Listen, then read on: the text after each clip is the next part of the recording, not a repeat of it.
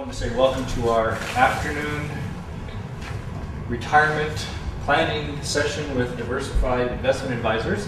And if I haven't met you, I'm Gary Womelsduff in Human Resources. And if you haven't met her, by the way, also Jackie Bells is back in the corner. Jackie's our pension retirement plan expert, and certainly a person at any time you're welcome to ask questions of after today. So I want to make sure we introduced her. And as well, I want to introduce Paul Lyons in the back. Paul is with the Diversified office here in downtown Seattle. And then Dick is our presenter this morning. Dick Jensen's from the Diversified office down in California. So we'll have Dick come and speak to us in a moment. I wanted to just preface our presentation today with a reminder of kind of why we're here. I know one person already has stated that they were here for our April-May meetings. Is anybody else that was actually here earlier, or is this the first time you've come? Bob, you were here, I think, as well. If you remember, the reason that we're going through some of these changes in our retirement program primarily has to do with changes in the laws that have been taking place over the past few years relating to Pension Protection Act and 403B laws both. And in particular, our 403B plan, the changes required us to pay a lot more attention to the fund lineup, the investment opportunities that are offered to employees, and to actually monitor those. And in monitoring those, to have the best way of presenting them in terms of the plan provider as well. So one thing that we did now almost 2 years ago was hire a consultant, Kibble & Prentice, to start working with us in looking at our investment policy statement, which hadn't been looked at in a while, using that investment policy statement to go back and do a search of the best investment vehicles that represented the best investment returns and the lowest fees. And in so doing, we discovered that the current offers that we had through our current providers, our current plan providers, were not necessarily the best in class. So pushed from the law, but also a desire to have the best possible offering to our employees, we not only came up with a new investment policy statement and a new core lineup of funds that we would like to use going forward, but also decided that we wanted to move towards consolidating our providers. And so there was a whole RFP process that went out in searching for and having presentations by a number of different organizations, including some that we'd already been working with. And the result of all of that was deciding on a group called Diversified Investment Advisors. So we have a core lineup of funds that's decided by the university, and we've asked an outside third-party administrator to come and help us administer those funds. So it's important as you listen today, hear about how Diversified works, what are some of the transition steps going forward, understand that the funds themselves are the responsibility of the university, our investment committee, that is a standing committee that will continue to meet quarterly and evaluate these funds on an ongoing basis, as we've now asked Diversified to come in and give us the ability to make those funds available to you in the most efficient and effective and helpful way possible. So that's kind of a catching up from where we were back in April and May when we first started having these meetings. We said we'd be ready to start talking to you again here in August. This is still a bit early because what's happening is in the process of working through all the details that it takes to do this kind of a transition. We've decided that October 1st is going to be the official transition date. And so all the meetings now are preliminary to begin getting information to you. We'll have a whole another group of workshops like this in September, and we will also start having individual personal appointments or one-on-one meetings available in September. And then after the transition in October, and he'll explain how the dates work for that, we'll have a lot more workshops and a lot more individual meetings available. So we're kind of ramping up, if you will, towards that magic October date. So thank you for being here, Dick, and for helping us understand how Diversified works, but in particular how this transition timetable works. And obviously the question that most of us would have is, well, what do I need to do? So thanks for being here. Thanks, Gary. Again, I'm Dick Jensen. I'm an education consultant with Diversified Investment Advisors. And as Gary said, our purpose today is not to give you all the nitty-gritty details about the plan and the investments, but to give you more ideas about the transition, to pin down the dates, to kind of tell you what's happening and what's happened.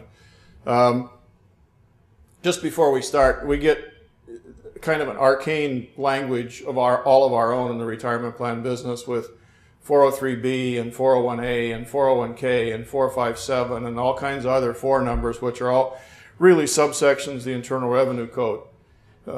what we should think about and what I'd like you to think about is when I say 403B or when you see 403B, that means your contributions. When you see 401A, that means the university's generous contribution. You understand that when you come to work, the day you're a full-time employee, you can begin to contribute to the 403B plan, your contributions. After you've been here a year, you're eligible to be part of the university's contribution. That's the 401A plan. So 403B is yours, 401A is the university's. Gary went through this, but the real impetus for doing this, and we get asked a lot, why did you make this change? Because the laws have all changed, and basically they've made it incumbent upon everybody who heretofore had a 403B plan to go through a process like this, to begin to look at all of their vendors, to look at their providers, to get more involved in the process of choosing and monitoring the investments and the service providers. So that process has been going on for months. The effective date of the transition to Diversified is October 1. This is my only commercial for Diversified, but people have not heard of Diversified Investment Advisors probably before now. And that's because we're not a retail company. All we do is retirement plans. In fact, all we do is large retirement plans. Well, so what? So what is that everything we do, our investment review process, our website, all of our communication materials, everything is geared to retirement plan participants. So again, we don't have any other audience, corporately or any other way. Our audience is you guys, and it makes a big, big difference. We've been around for more than 50 years. We're recognized as one of the leaders because because we only do big plans. We do big plans for some of the biggest companies in the United States. In the education process, you'll see a lot of things that have plan of a lifetime, smart moves and some things like that. But the plan of the lifetime is basically the booklet that you'll get, which will explain your investments, the plans, all the way to help you save and invest wisely. So the process has already started. All new contributions, all contributions after October 1st, no matter what the plan, will start going to Diversified. Here's where it starts to get a little tricky, and we'll go over this about 5 times in the next few slides. But again, we want to make sure you understand that if you're in the Vanguard 403B plan or the Fidelity 401A plan, those assets are going to move in bulk, okay? And they will move on or about starting the week early in October, the week of October 10th. And we'll expect to have that process done the week of October 10th, okay?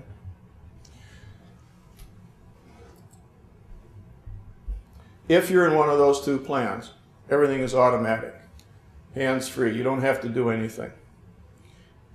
I always say I don't like the term blackout. It has kind of a negative connotation. Think about it as a quiet time, time out, if you will. During that time out, which starts with the Vanguard, September 21, ends that week of October 10th with Fidelity, with those assets, starts September 30 and ends October 10th. During that quiet period, what it means is you don't have access to your accounts to make changes. No loans, no withdrawals, no investment changes, no access online to view your account. So the activity is quiet for that short period of time.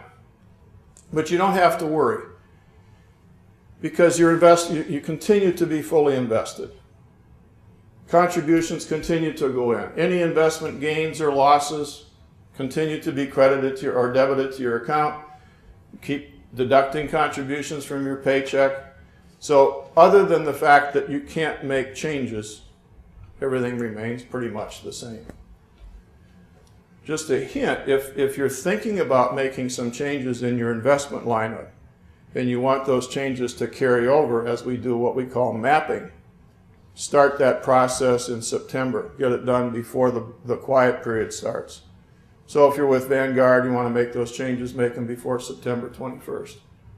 With Fidelity, make those changes before September 30th, and then we'll go ahead and map those assets as we come over.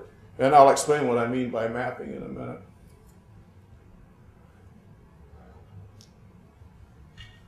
Contributions, like I said, after the 1st of October, will go to Diversified, and they'll go into the investment selections that have been made by the investment committee. And let me just say a word about that. I should have said this when I was talking about the process, but I don't know the factors that went into the committee's decision to choose diversified investment advisors. But I suspect one of them was the fact that we have what we call open architecture. Open architecture basically means that we have the market, the mutual fund market, to choose from. We don't come back to a client, as many providers do, and say, here's your list of 600 funds.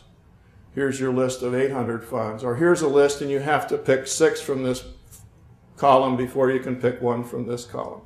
That's off the board. With Diversified, basically the entire investment market's available. So when the university's investment advisor and the committee came up with a list of guidelines, we were able to provide funds for each of those areas that they had specified in the investment policy. So, again, Vanguard 403B, Employee Contribution Plan, Fidelity 401A, University Contribution Plan, those assets will transfer automatically. The 403B money that's with Fidelity and with TIAA-CREF, they will not transfer, but you can transfer those yourself. There's a website called consolidate@divinvest.com. There's an 800 number. You can either get on the web or call that number to get some help. But I suggest you wait. And in September and in October, I'll give you those dates, we'll be back. And you can schedule today. From any time between now and then, you can schedule an appointment. I'll give you a website. It's called Time Trade. You can go in there and schedule appointments. They're half-an-hour blocks. If you think you'll need more than half an hour, schedule more than half an hour. My experience has been, having done these quite a bit, that you don't need more than half an hour. But if you feel like you do, feel free to do so. Transition strategy again. If you guys don't get this by the end of this meeting, then we've totally failed. Current provider, Vanguard 403B, balance transfer plan level.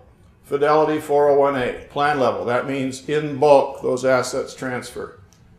TIAA-CREF 403B, Fidelity 403B, you decide. You decide. So again, these are the way those decisions will be made. And just to make sure there's no mistake, all future contributions come to Diversified. Basically, everything that's with TIA, you get to decide on current assets to move those. The Vanguard and the Fidelity Employer Contribution Plan transfer automatically. You got a copy of this chart, I believe either an email or in the mail. So that's available to you. Again, we can make it available if you didn't. Yes, sir. The only advantage of that is you have everything in one place. Is that right? It is an advantage, yeah. Moving TAI over to DIA. Yeah, that's one of the biggest advantages. The other advantage, I mean, there's a list of funds. You have a list of funds. You can see that there's multiple fund families available, for example. The other issue is that the investment committee is charged with looking at that and monitoring those investments. And that's important because they're looking at, you got somebody else now. You got an investment advisor. You got an internal management committee of investment committee that's looking at the investments. And so you got Diversified, you got the investment advisor, you got the investment committee. If one of those people, one of those entities sees that a fund is not performing, perhaps there's been a manager change, and the fund is moved from being a mid-cap value fund to doing something else because of the way they're investing. Or if their performance is not up to standards, they will move it. They'll move it to a different fund. And they have, again, the whole range of the market to move it from. But yeah, one of the biggest advantages is having everything in one place, and I'll talk about that in a minute. In fact, you want to come around tomorrow to 3 meetings and you can set me up. One website, one point of contact, one statement, one strategy. I do this a lot, and I hear a lot of people say, well, I've got, I worked here and I've got a fund, you know, I've got some money there, and then I've got some money at this other place I worked, and I'm going to be in this plan. Well, you've got, you know, all these different places to go. Here you got one, if you put it all together, you got one place to go and manage your money. Just more control for you. And again, I think I can say without being too bold or too commercial with Diversified, that the list of investments here and the list of options is more diversified and broader than what you have currently available. Can I ask a question? Absolutely. Regarding the one place to go,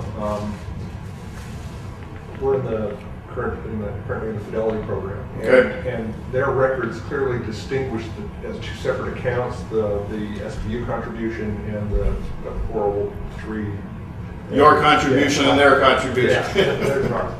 Well, in the new system, will those still be a separate? Absolutely. Okay. Yeah.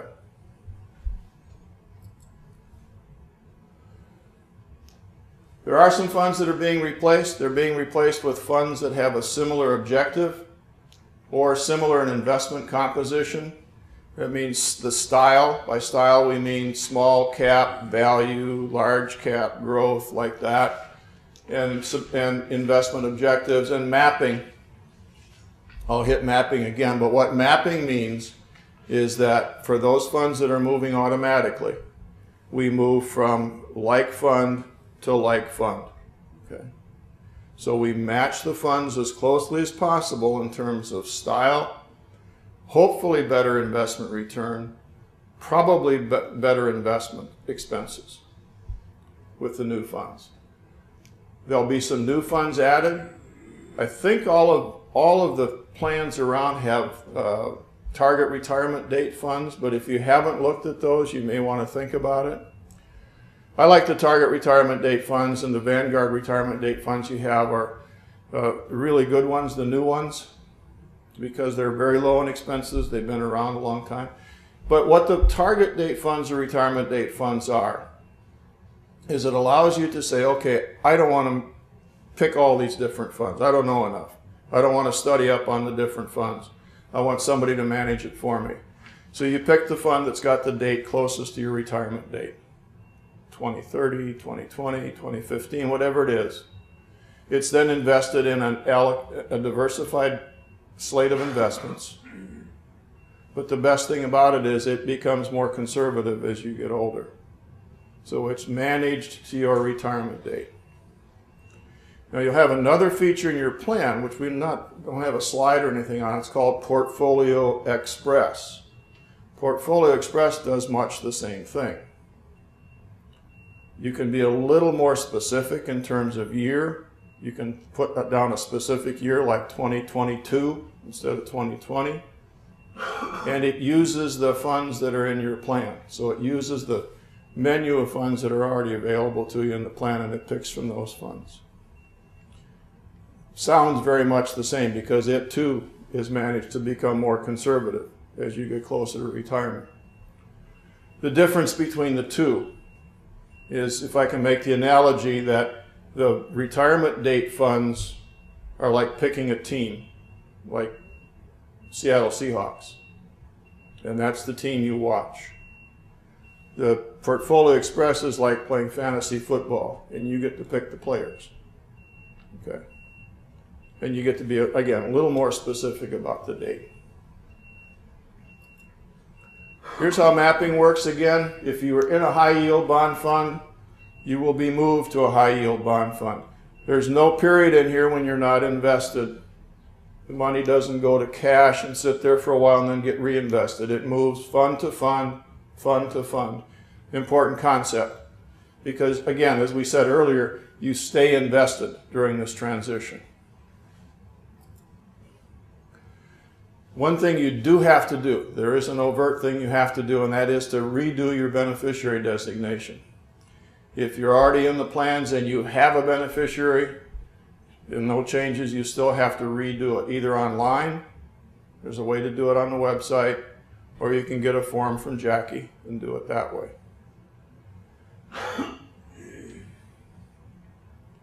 It's important to have beneficiary information up to date because it overrides even a will. You should review and upgrade it regularly. Some people say you should do it kind of on a regular schedule, it like you schedule looking at your investments or whatever. I think anytime you have something called a life event, what I call a life event, birth, death, marriage, divorce particularly, any of those things that happen, review your beneficiary designation. If you name somebody other than your spouse as your beneficiary, your spouse needs to approve. Okay, so if you have a trust, you want to pass directly to children, some outside person or institution, again, your spouse has to sign off on it. Account statements, you'll get a final statement from your current provider, Vanguard or Fidelity. And again, we're talking here about the assets that are moving over, so you'll get a final statement from them and then a reconciled statement from us as a beginning balance. Those two will be the same. And then, unless you transfer from TIA or Fidelity in the 403B, you'll continue to get quarterly statements from them, plus a statement from us for your ongoing contributions. First statement from us will be mailed in January of 2011 for the last quarter. We have to produce statements. You don't have to get them by paper. I get too much mail in my inbox now. You know, I sign up for e-statements, and you can do the same on the website. Once you're up and running in the website, there'll be a question that comes up. Do you want e-statements? You can sign up and you'll get everything electronically. There's really no need for paper statements anymore because, you know, you can go online 7 days a week, 24/7, and see what your account looks like. But again, we have to produce quarterly statements so you can get them electronically, or you can continue to get them in paper. If you're already in, you don't need to re-enroll. Everything happens automatically. You can transfer your existing account balance starting October 1st. And here's the website that you go to schedule an appointment. It's spuretirement.timetrade.com.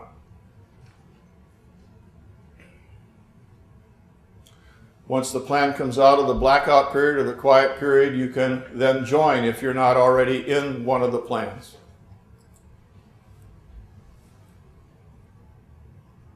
Again, we're going to finish this transition the week of October 10th. And once you can do that, you get on www.divinvest.com. And I've been doing this a long time. As you can see, I've been doing something a long time anyway. But this is the most robust website I've seen of several different companies I've worked for. This is what the homepage looks like after you get in, get your password set up, get into the page. You'll see your account by a pie chart. It'll show you the different asset classes. It'll show you how much money is in each different kind of asset. It will show you, you can look at account history, what's happened over any period of time. There's lots of drop downs under each of these headings. Under transactions, you can change your contribution level. You can move investments from one to another. This down here, one of my favorite sections. Up here, it says, basically, I'm sorry you can't see this, but we project that people are going to need 80% of their final pay as retirement income. That's pretty much what the industry expects.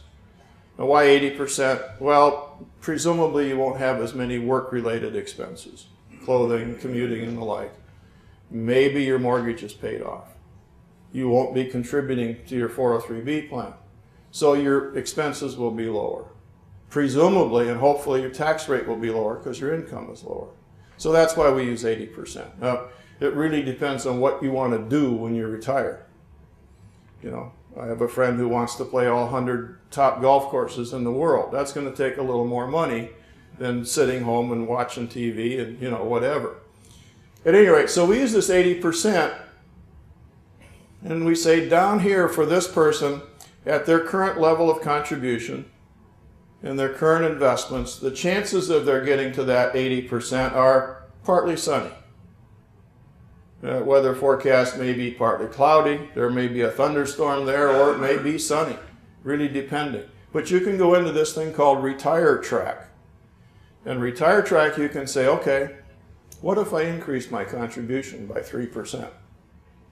Reforecast, and maybe the clouds will go away.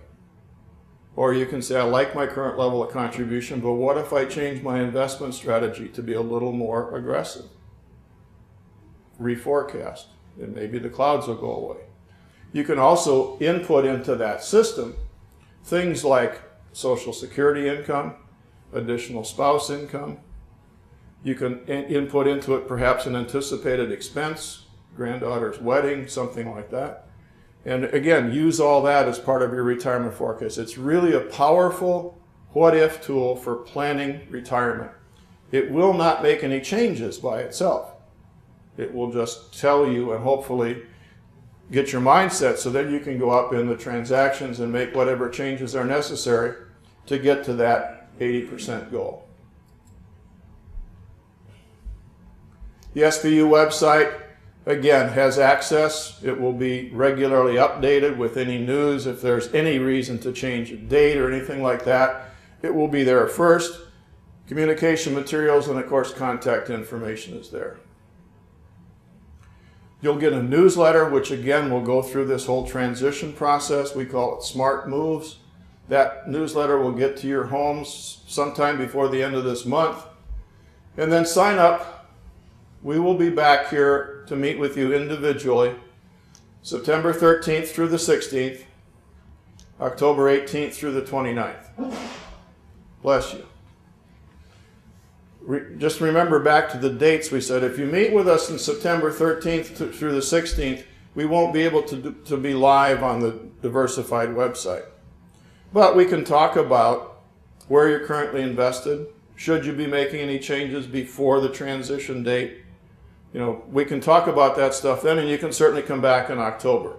If you come back in October, we can not only go through everything for you, help you with the transition paperwork. We can get you set up on the website, help you figure out your password and all of that. Okay?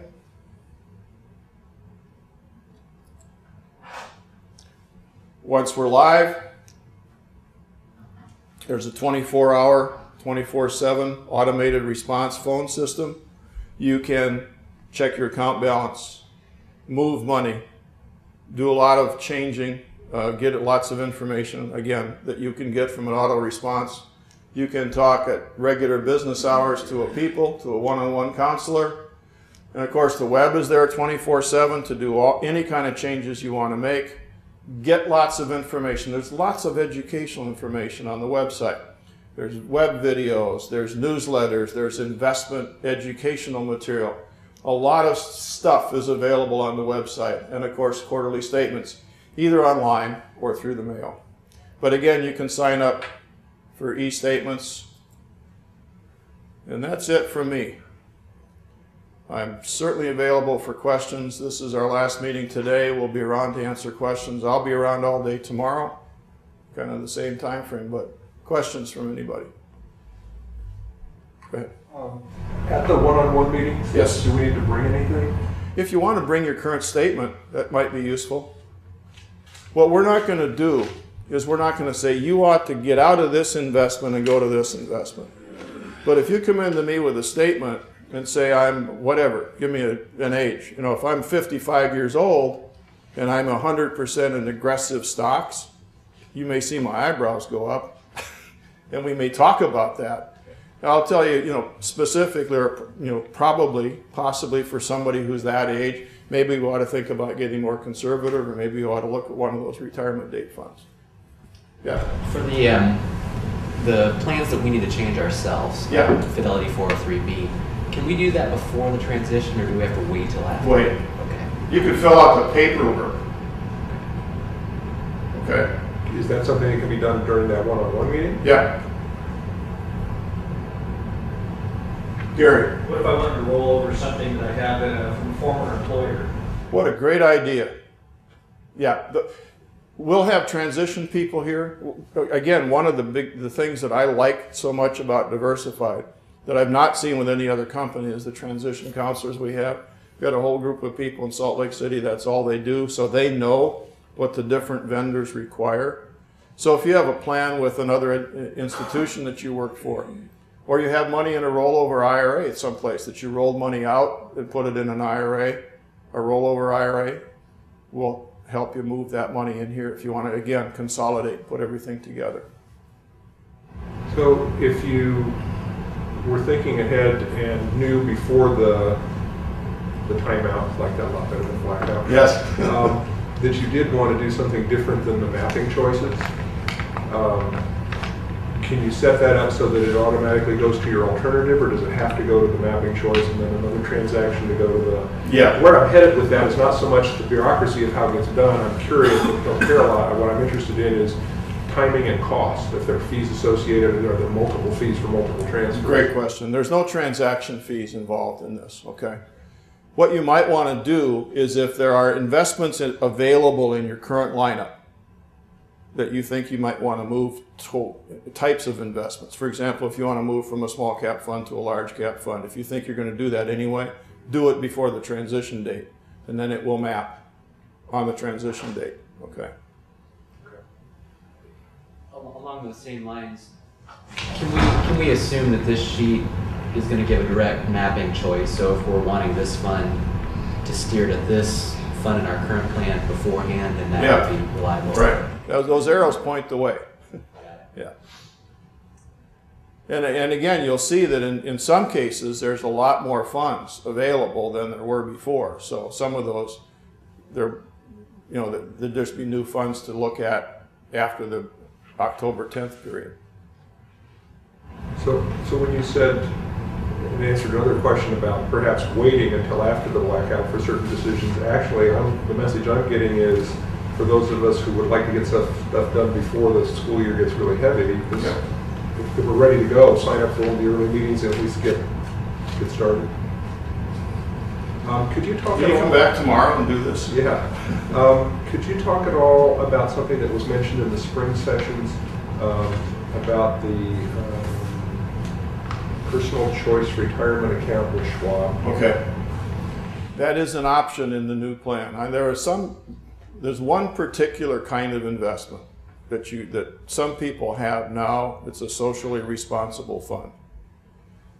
In the lineup, you'll see the lineup the investment committee selected, there is not a socially responsible fund, but there is something called Schwab Personal Choice Account, PRCA.